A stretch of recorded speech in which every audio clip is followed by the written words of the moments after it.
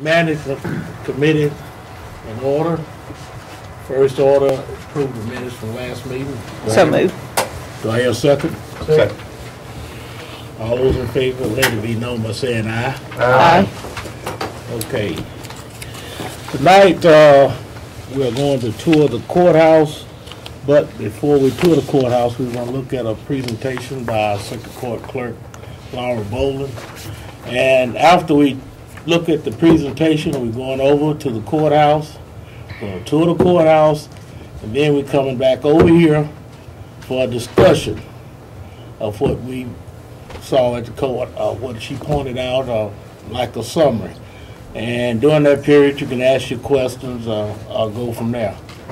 But as we're taking the tour, you can always ask questions, but we're going to summarize it when we come back over here, and then we'll ask if there's any other business, and then we'll dismiss. It's tour of the Justice Building, Yeah. not the courthouse. Oh. They got the idea.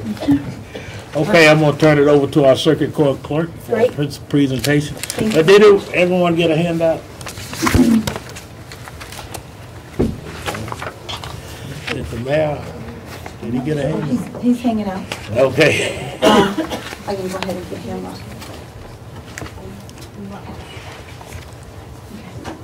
I want to again just thank Commissioner McAdoo, the mayor, for facilitating this opportunity to actually just give a current state of what our facility is at. And there's really 4 goals for me in this process. First is just sharing information as an elected official, sharing that information with elected officials, and making sure that we have a current state situation so that we can make plans to go forward. Really propose development of a deferred maintenance strategy or plan.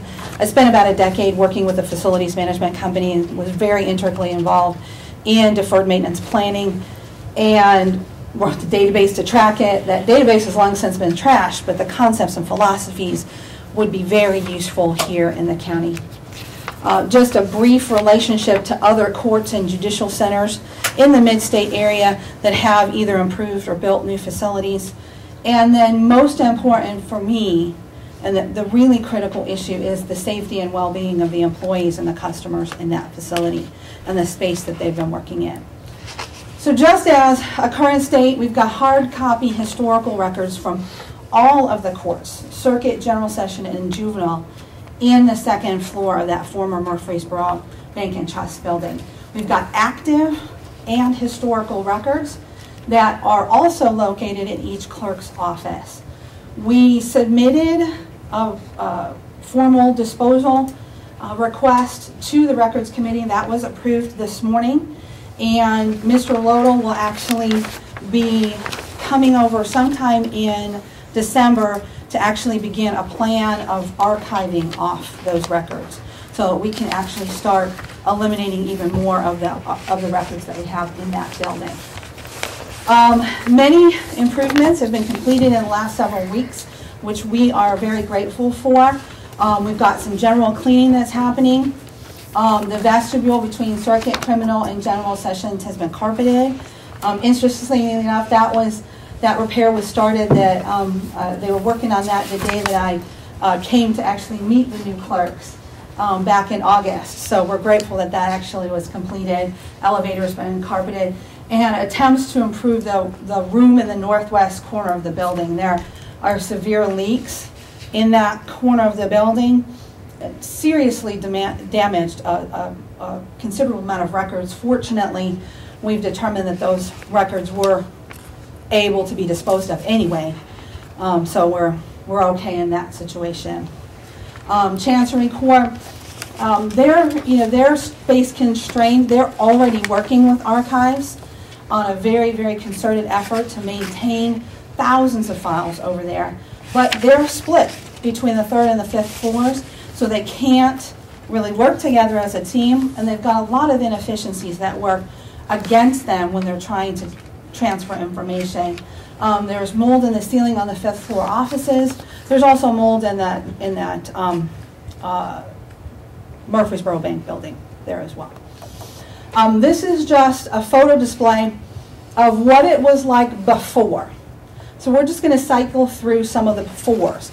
Because when you go over there and you see the afters, you will see the concerted effort that we've taken to actually start improving the facility there.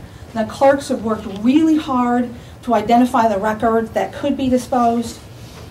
We've gotten equipment removed from the facility, garbage, bags and bags of garbage taken out of the facility. This is our telephone room. You'll see a difference in that area as well.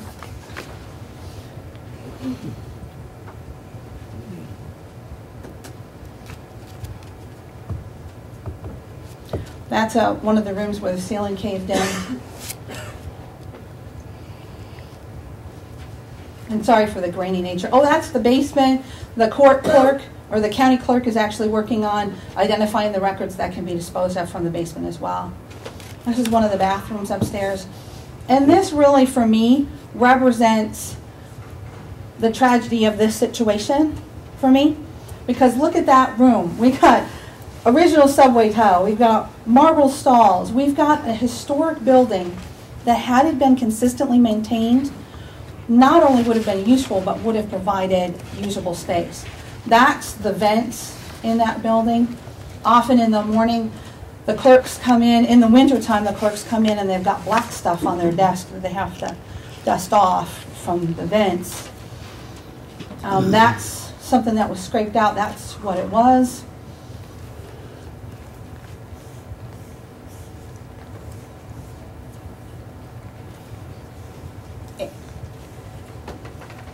That's the area that they're working on repairing that leaked so dramatically into the room. That's another place where we had a dramatic leak.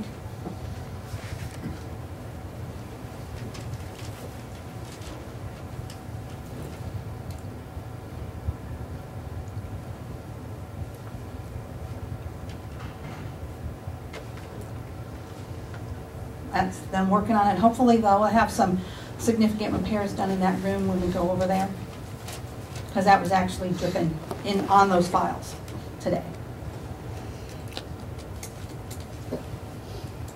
Okay, so the deferred maintenance strategy, this is a definition from the federal government, but obviously deferred maintenance means that we're just going to put off our maintenance that we need to do till a future period. Simply put, deferred maintenance is operation to failure. But we don't even have, I'm not aware of that as far as planning, and that's why I'm encouraging the Property Management Committee to start looking at deferred maintenance as an option when we're in these fiscally austere times, because then we can clearly define what the actual cost is and go forward. We have to actually do a breakdown of event by computing the cost of that breakdown. Historically, we've got to dig until we get all those costs, and then we've got to actually do a good risk-reward ratio. So the way we do that is we actually trust the maintenance manager's assessment. And I want to emphasize very, very much that this is not an indictment of the maintenance department at all. They come and they do whatever is asked of them whenever anything is asked of them, but it's not on a consistent basis. So if they're not aware of that situation, they're not going to be able to address that situation. So all I'm imploring us to do is actually develop a real plan to address that. We've got to trust him his cost estimates, and actually we'll leave the estimates of what that breakdown repair will cost. Often what happens in a deferred maintenance situation is that we'll kind of round down. When the maintenance manager tells you it's going to be $625, we're going to round that down to $600. Save us a little money. But he really knows what that cost is because he lives with it every day. The piece that's actually not put into the equation is consulting with the department heads. This slide was talking about direct cost. The next slide talks about the indirect costs. If a system fails, how many lost man hours are we going to have? How many ruined materials, in our case, documents, are we going to have? Known lost revenue. You know, if we have a brief system outage on our computer system and we can't receipt for 30 minutes, we can't take any money for 30 minutes, those people walk out of the door, and now we're in a collection situation instead of them just paying us their fines when they're there. And then, of course, the intangible cost. And one big one is lost opportunities. We have, a lost opportunity situation with our court clerk software system. That contract automatically renewed in December of 2009. So it's an automatically renewing 5-year contract. We're in contract with that company now till 2014. So deferred maintenance isn't just about maintenance. Deferred maintenance is a process and a system that I plan to use with all of the systems within the court clerk's offices. Typical ratios are at that 4-to-1 ratio, but they don't include direct, indirect, and intangible costs, and they don't address that early intervention cost. When is the latest we can do something without it causing a catastrophic failure? Can you go 6,000 miles without changing your oil? Can you go 10,000 miles without changing your oil? That kind of concept. And addressing that. If we actually include direct, indirect, and intangible costs when we do deferred maintenance planning, then we're looking at potential risk ratios of 15-to-1 instead of 4 or 5-to-1. One of the great tools that I've used before is actually a worksheet that calculates that off, because you get that early intervention cost, and then you start listing out direct maintenance costs, indirect costs, and intangible costs. It's so easy to see if the ratio is 4-to-1, you can put that thing off. But if the ratio comes back at a 15-to-1 or a 20-to-1 ratio, you need to address that. And that gives the commission the tools to say to budget and finance, we need to budget more money in for this situation. This relationship that we use, we selected 3 counties in the mid-state, and just kind of looking at the data. This is 2009 data, and just why they chose to improve and the related space to caseload ratios. Coffee County, they did actually not do not a major remodel. They had water damage, but the remodel that they did do to the facility created a showcase facility. And clerks of court meetings are often held there because it is a showcase facility. They've got 3 courtrooms in about 2,100 square feet, or 21,000 square feet, excuse me. Franklin County, Winchester, they just built a new building last year. The reason was subpar environment, and it's actually connected to their sheriff's office. Williamson County's got 5 courts and 54,000 square feet, 6 years old. Reason inadequate space for business. Now, if you look at that, one of the factors we weren't able to determine in the short time frame was their general sessions courts numbers. I've included ours just as a discussion point. But chancery and circuit filings are over 10,000 in 2009 in Rutherford County. That's twice as much as Williamson County. We have 7 courtrooms in just a little bit more square footage than Williamson County has. So we're already space constrained. General sessions was interesting. Those numbers kind of leveled off from the research that I've done. So it would be interesting to see how much the Smyrna General Sessions Court has really kind of alleviated some of the backlog we have. However, we still have 37 or 36,000 case filings in a year hitting the 1st floor and the 3rd floor of that judicial center. What's important to me is that we've already got a space-constrained facility. Some of you have been on this committee for a while, or commissioner for a while. You know that. That was in that Rutherford County Justice Center strategic plan. Also important, neglect of a historic building. There was potential usable space in there, and I'm not sure if we can get back to where it's usable space, where it's not just a record storage place. And finally, and most important to me, and that's why it's bolded, is the health and well-being of the employees, the clerks that work there, our business partners, and our customers. Thank you. Okay, we had that presentation from the circuit court clerk. Now, if you're ready, You ready for the tour? Let's go. Okay, we'll recess until we go for a tour of the judicial building, and we will return back after the tour to finish the meeting. I'd like to thank the Circuit Court Clerk for a tour of the judicial building. And do the committee members have any questions they would like to ask about the building? I've got one. As we can see, there are some maintenance issues that we probably need to address somehow at some point. With every problem, there's always solutions, and I always like to ask somebody when they present us a problem, what solution do you have, and how are we going to pay for it? Absolutely, absolutely. One of the things that I've been able to learn is that there's Tennessee code available that allows the circuit court to actually create a collections department. We have some of our items that are going to collections right now, but if we designate a specific clerk to do collections, then the circuit court can keep half of that money in collections. So if, just for argument's sake, if an item of fine is $100, without a specific collections department, then that $100 has to be divided equally between state, county, security, the specific buckets that they already go in. But if we designate a specific clerk for collections, then we can keep $50 of that money. The advantage for the county is those excess fees are general fund fees. They're not restricted then by the specific buckets that they go in. In these collections, what % of collections are we not collecting now that we will be collecting in the future by doing that? We are currently only collecting traffic tickets.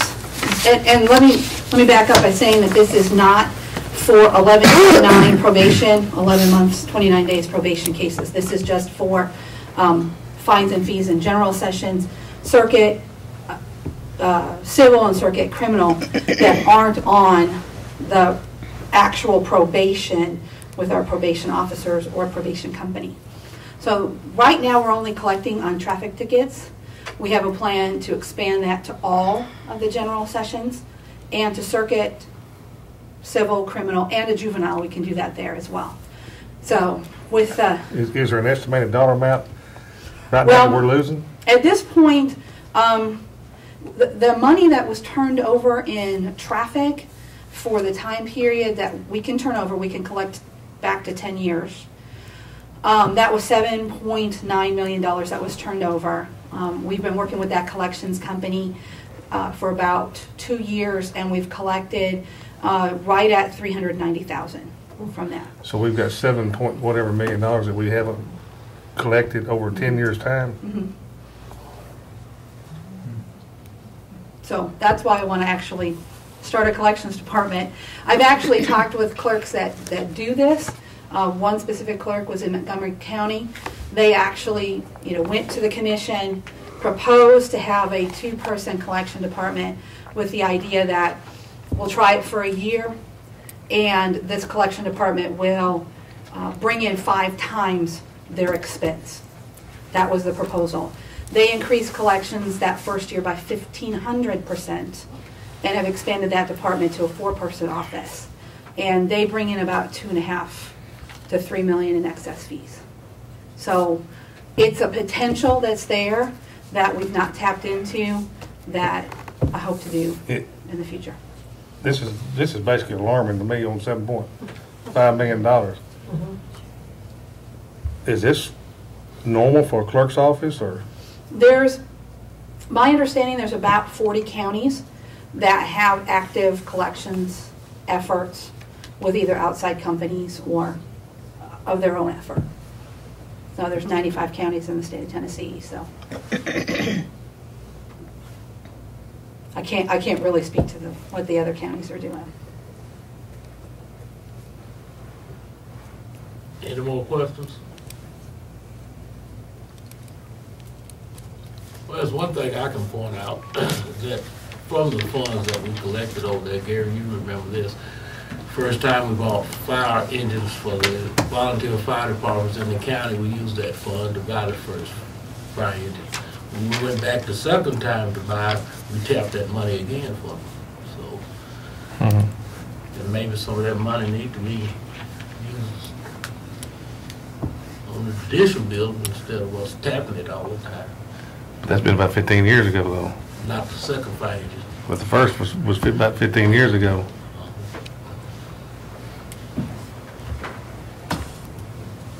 Any more questions for the circuit To court clerk? to what extent over in the future will your record keeping be able to become electronic instead of all these paper files, having them stored electronically? Seems like one of your concerns is lack of storage space. Yes. Will that be alleviated with electronic files? To some extent. Permanent records are can actually be microfished by the state. And you become challenged with the technology changing. We can e-file, well, we can't actually e-file in state. We don't have that option yet. But we can scan records to a PDF, but if that PDF situation changes, if that software changes, then we become constrained by that situation. But we are actually working with OIT to open up some files on our server system for us to be able to start scanning some of those hard copies so that we can maintain those records. I want to go back to the $7 million. Okay. 7.9. Yeah, $7.9 million.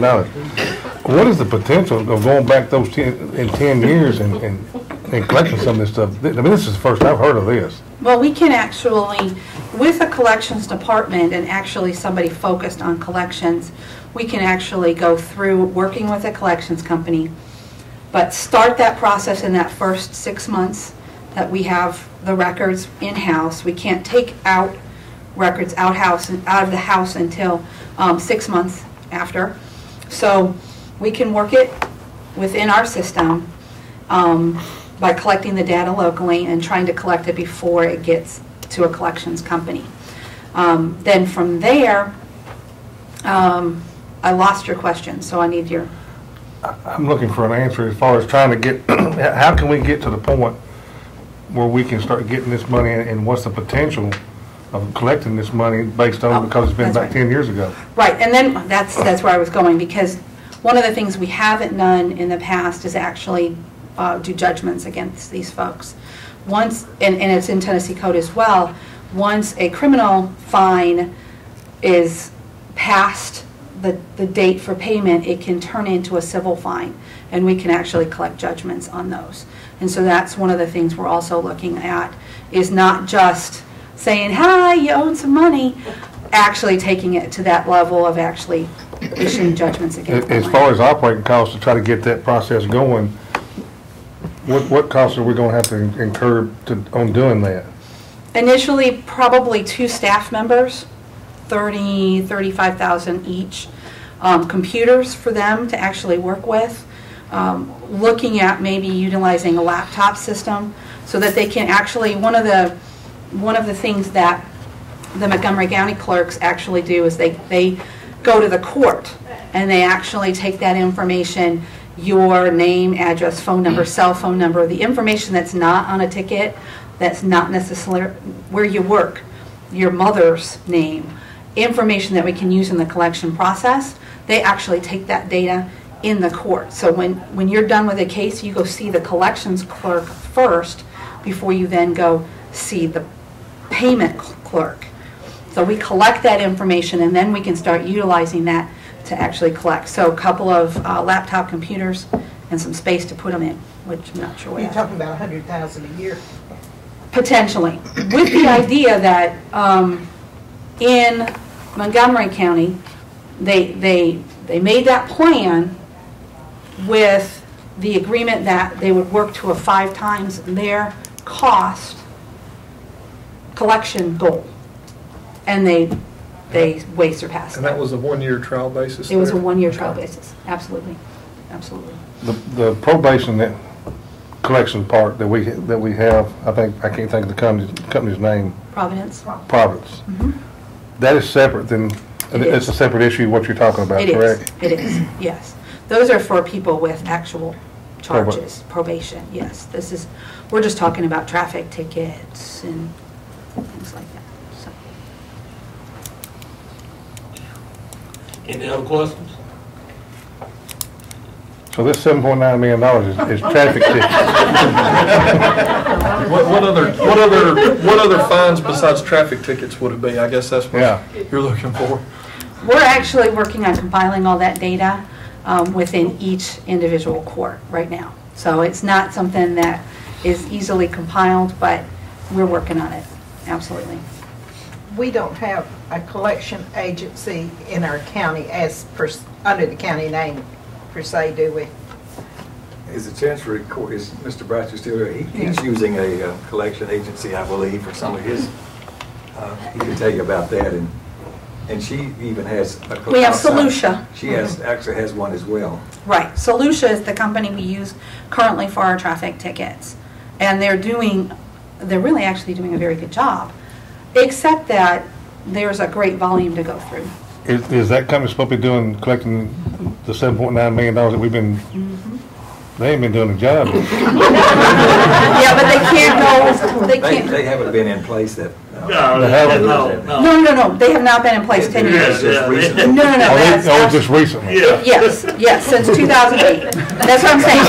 10 years of fines. She But they, initiated that a couple of years ago. Okay. yes, absolutely. Yeah. I'm glad to hear it's only 10 years. Feel better now? Yeah, I feel better on that. I'm just representing the reality that we can go back 10 years and start collecting on that.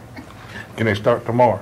They're already working on it. They're already working on it. Forever to go back there. Yes, and because when you think about what's actually put on a traffic ticket, you're not putting your cell phone number on the traffic. You're not giving them your employer, your mother or your brother or your sister, people that that a collections company would actually collect from you so that you can follow up with that person. You've got the very base data. They're not filling out a credit application, they're filling out, it's a citation. It's a I citation. thought when they get a traffic ticket and you don't pay your traffic tickets, you get your license revoked. They do. Well, yeah. then why wouldn't they want to pay that fine to get their license back? Is it not? You want to explain that, Judge Bragg? Not really, but No. I'll let you come over on plea day when I have, 10 or 15 people on driving on suspended or revoked license for 5th, 6th, 7th, 8th, 9th offense. 10. They just don't have a driver's license. That's And why if they your don't mama get another says don't ticket- drive after 10 o'clock at night. That's true. You don't ever know who you're going to meet. And if they don't get another citation, then no one's ever really going to know that they don't have a ticket or they don't have a license. Okay. I would like to thank the circuit court clerk for Yeah. giving us a tour. The mayor has some new business that he would like to discuss. While we got him up here, we might ask him about the 2007 judicial building plan. Well, there've been at least 2 plans and maybe more plans made, several before I even came here. So there was one in 2002, I'm sure. But the latest plan that we had made was by a company called Justice Planning Associates, and they did that work in 2007, 2008.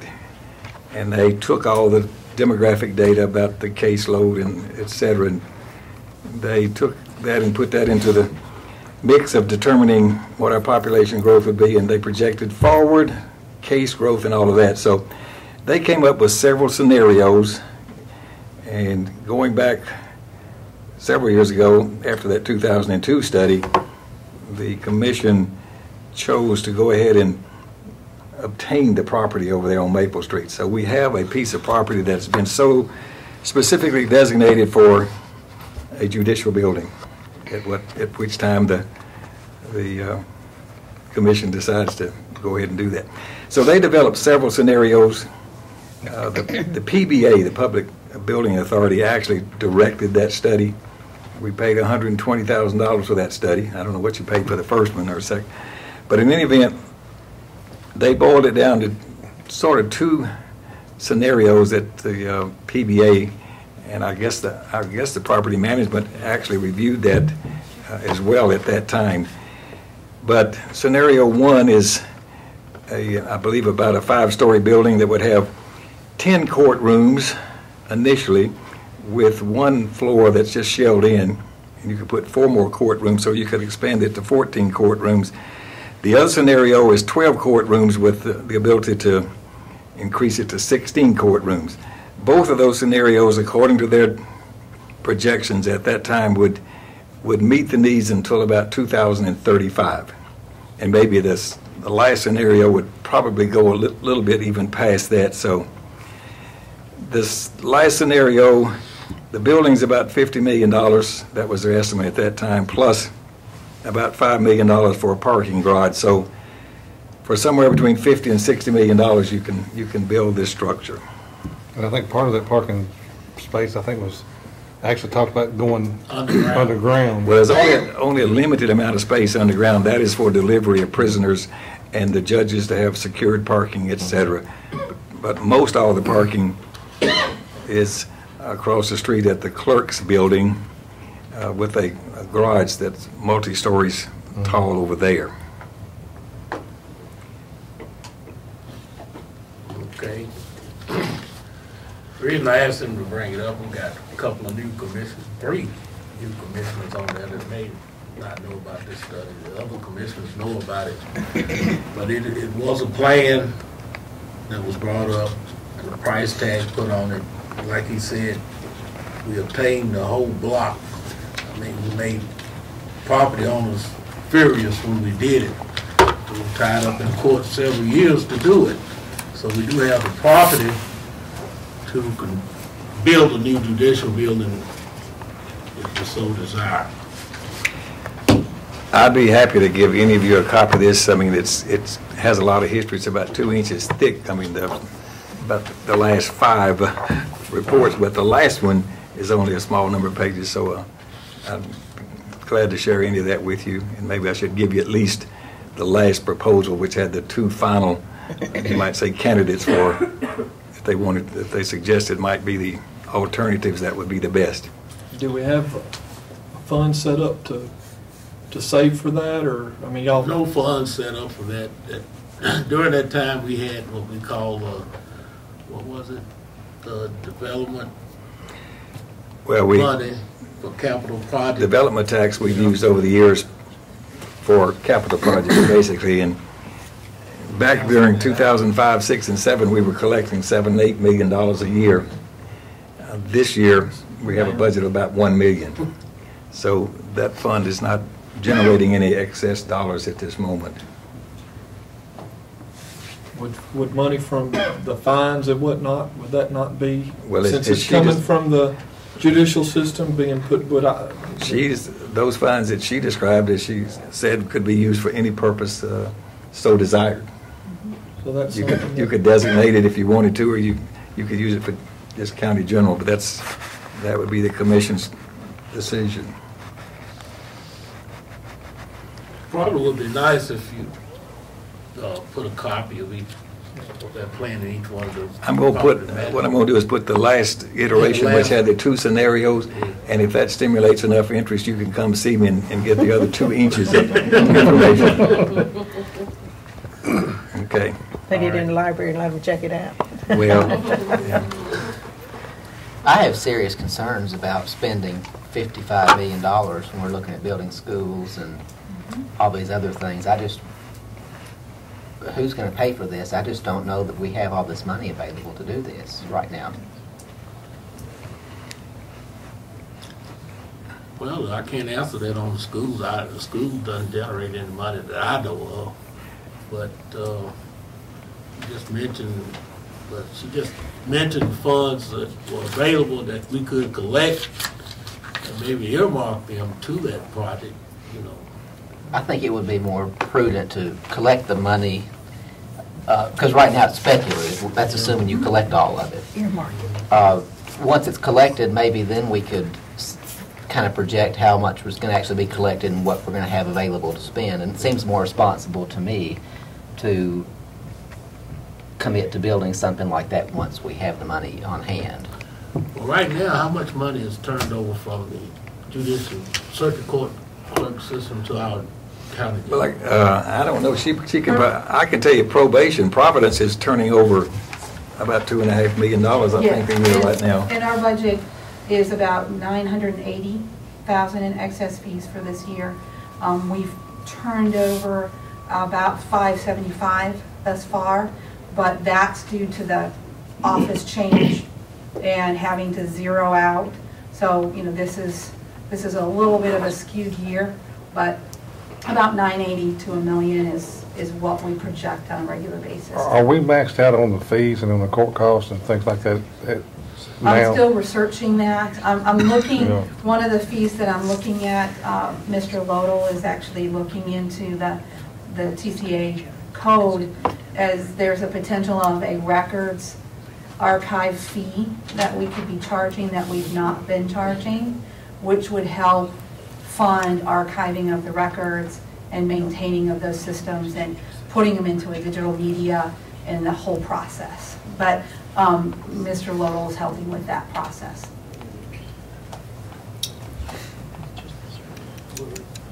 I'm in and out of this court building all the time with my job, and you know, there are busy times, like on Tuesday and Friday mornings, there's lots of people there for the General Sessions Court, but when you go on afternoons, there's not really anybody there.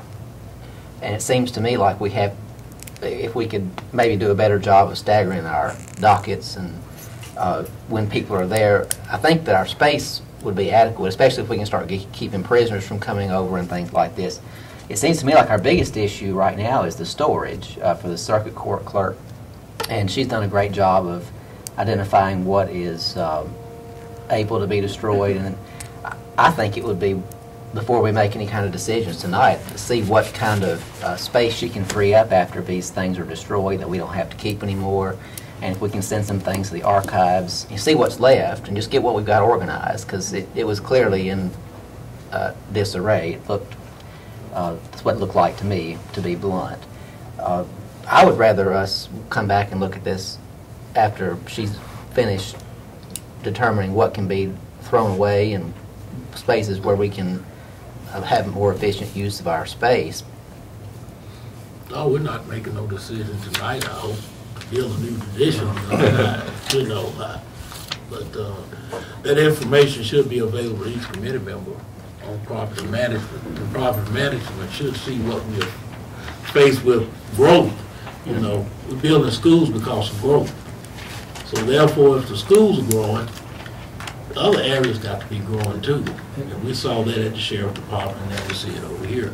This information, as I see it, needs to come out. And you need to have the information in front of you just in case you got to make this decision. And so really this is an educational type of ordeal going on now for you to understand.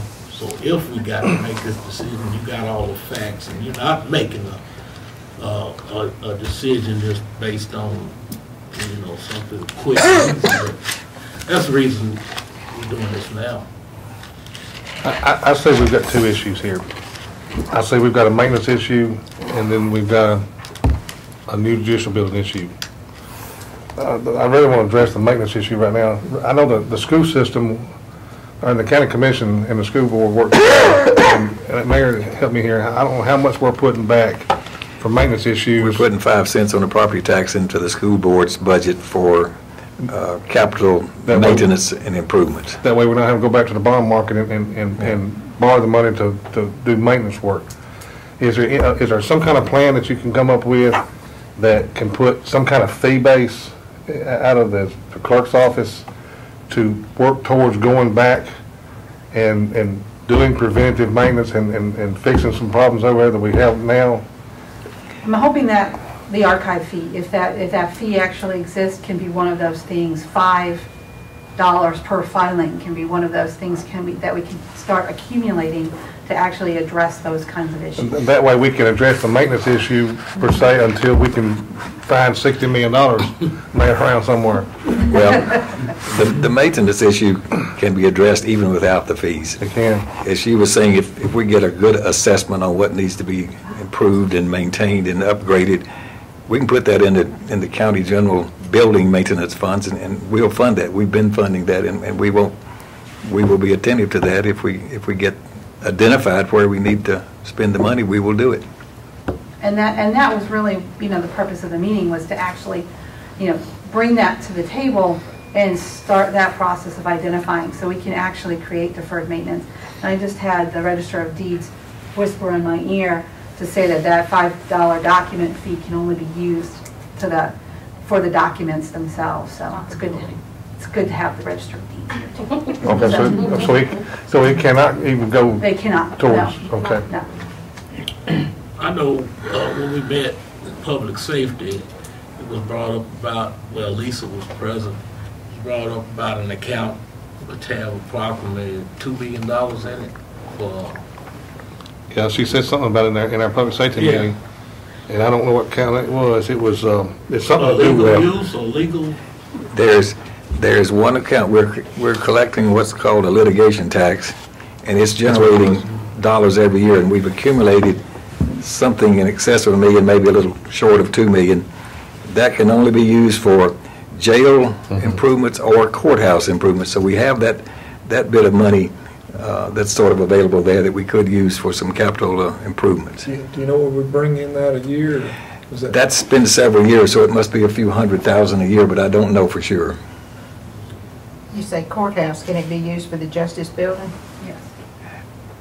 It's, the language of that law says used for courthouse construction or improvements or jail construction or improvements. I believe that's what it says.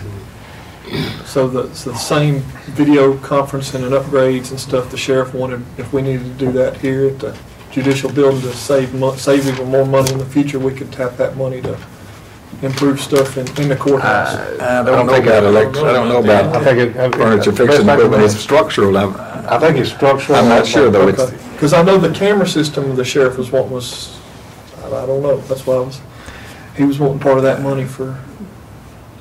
I think it has to do with brick and mortar. Okay. I don't think it has to do with, maintaining that. I don't think it has to do with anything as far as operational. it may not be clear enough in the law to even really for us to know for sure without some serious interpretation by some legal people. Pretty vague. It really is. So, right now, we could, like you say, place more emphasis on maintenance over there. I guess what we need to come up with is a detailed outline of what need to be done over there from the circuit court clerk, and maybe that can be brought back to us, either presented. I guess it really doesn't have to be brought back to us. If she presents us a plan and we can work with her to get proper cost estimates, and if it's money that we don't already have, we'll come back through here and ask for a budget amendment to actually add some money to the maintenance budget of the county.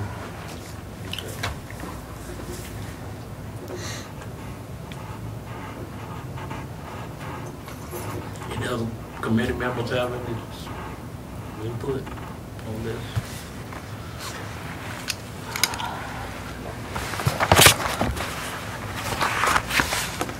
I guess I can just stay in contact with the mayor and see when we get this. Then we'll put it on the agenda and brought back to this committee. I'd like to see all the department heads watch their offices and let's keep the maintenance up on them and not let it get behind. That's not just your office, that's entire county that I'm thinking of. Well, I'm gonna throw it out here, and we want our buildings to be up to where they need to be, but think about this. Ben Mankin has only got so many people, and there's only so many hours in the day, and those people over there do a fantastic job, just like all our employees do. There's so much time and and money that they can work on some of these things, and once we have all this stuff coming in here, if we can't sub it out, we're gonna have to hire people to do these jobs and make these repairs, and so just forewarn you. Most of them are in pretty good shape. This building is at the bottom compared to the others. It's been in bad shape for several years. Yeah. Okay, I think we have new business. Mr. Mallett. What I have here, most of you have heard about this for some number of years now.